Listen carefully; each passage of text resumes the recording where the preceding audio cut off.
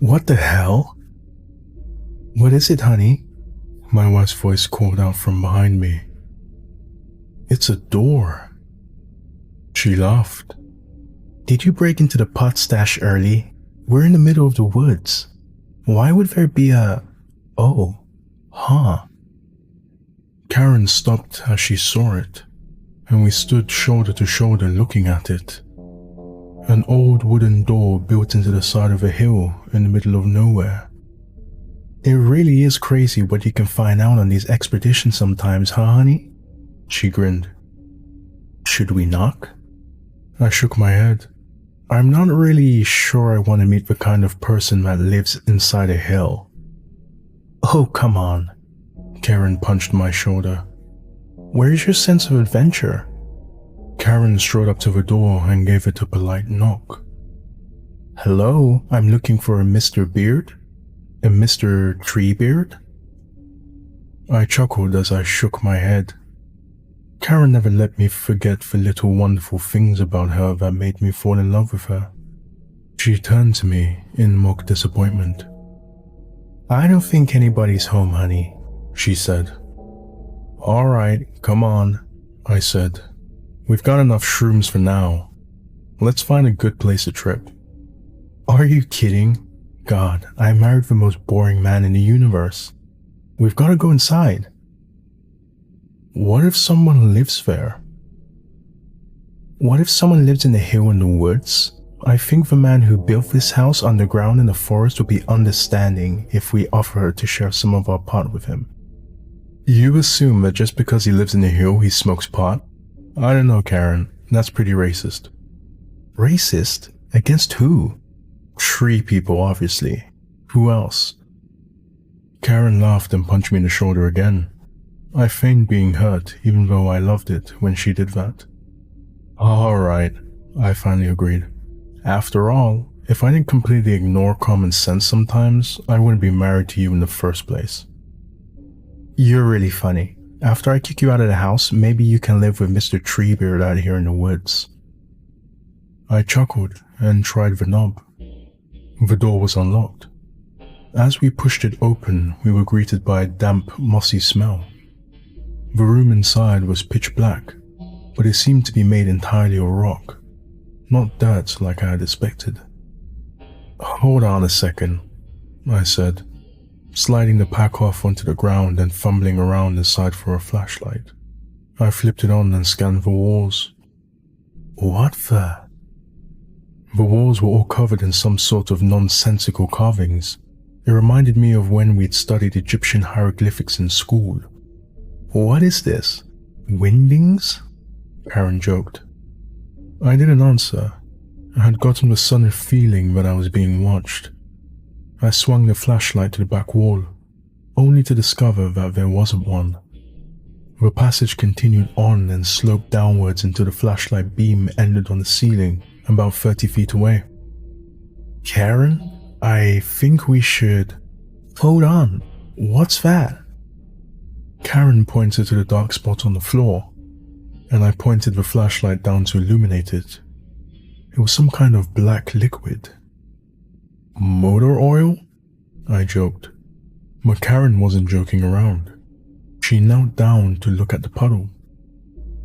It's blood, Danny, she said. And look, it's leading down inside. I tilted the flashlight up.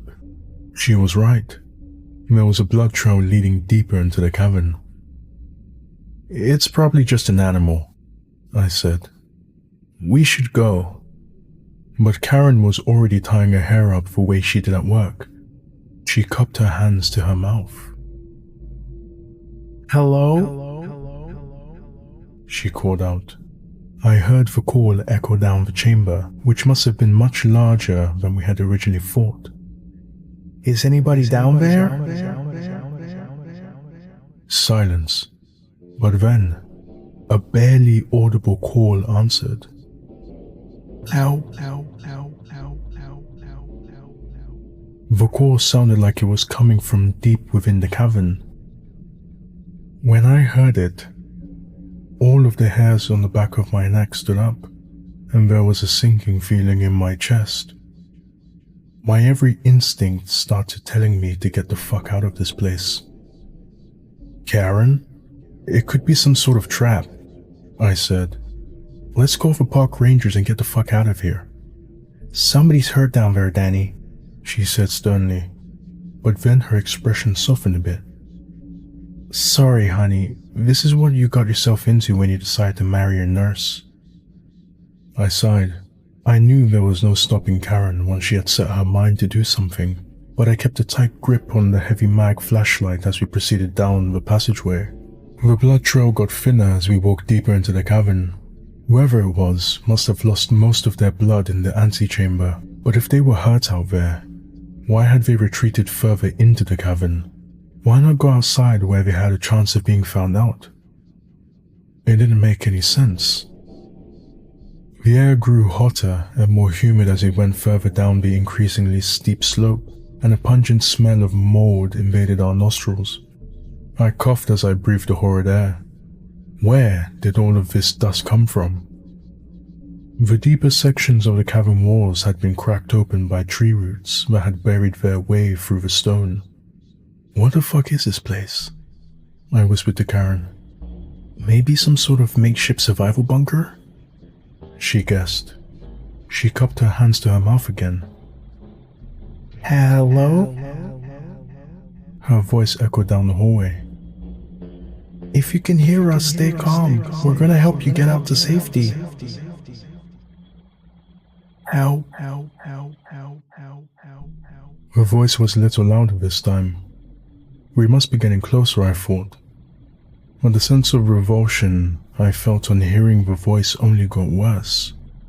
Did she not feel it? As we went deeper inside, we found where the blood trail ended. There was a long smear of it on the ground. It looked like somebody had been dragged across the floor while bleeding heavily, and then it just stopped. Not even a drop after that. The walls of the cavern had now been almost completely overrun by roots, and breathing was getting difficult as the air had grown hotter and more choked with dust. The voice was very close now, and I could now make it out more clearly. It sounded strange, all breathy and raspy, like a crude imitation of what a person should sound like. The floor had now become so steep it was impossible to go any further without risking a fall into God knows what. We've got to get down to him somehow, Karen wheezed out. She must have been having even more trouble breathing in the hot, thick dust than me. I've got it, I said. You step back. I pulled out the length of rope we'd brought in our emergency gear and tied it to one of the thick roots springing through the walls of the cave. I gave it a few firm tugs to make sure it was secure, before tying the other end around my waist. I never wanted to turn around and go home so badly, but I knew there was no way Karen would leave without seeing this through. I started the climb down carefully, leaning over and moving the flashlight around to try and see what was going on without slipping and falling. I could see the vague outline of a man in the darkness, and I swung the flashlight beam over him. My blood went cold. Karen? Run. What? Run. My breath was knocked out as the rope yanked back against my waist. I hoped it was Karen pulling, but I knew it wasn't. She wasn't that strong. I landed on the ground hard, and the rope continued to pull me backwards. Danny, what the fuck is... Run, goddammit! She started to back away as the roots on the walls all started to move, slowly snaking their way towards us.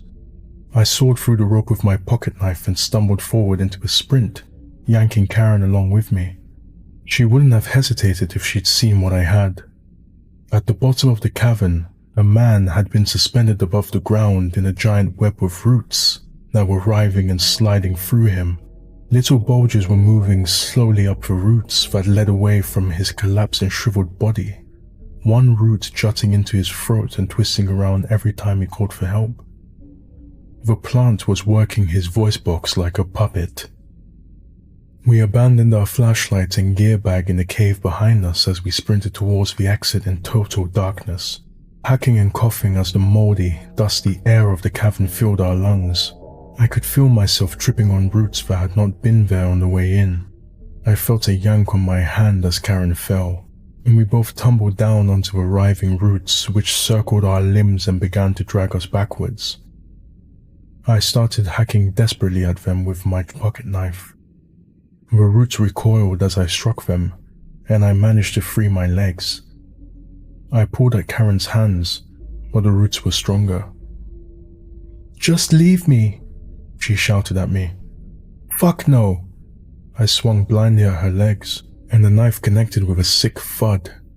I swung a dozen more times, slashing her legs once by mistake before she was loose enough to yank free. We kept running towards the door, and I could feel the air getting cooler and fresher, and the floor beginning to level out.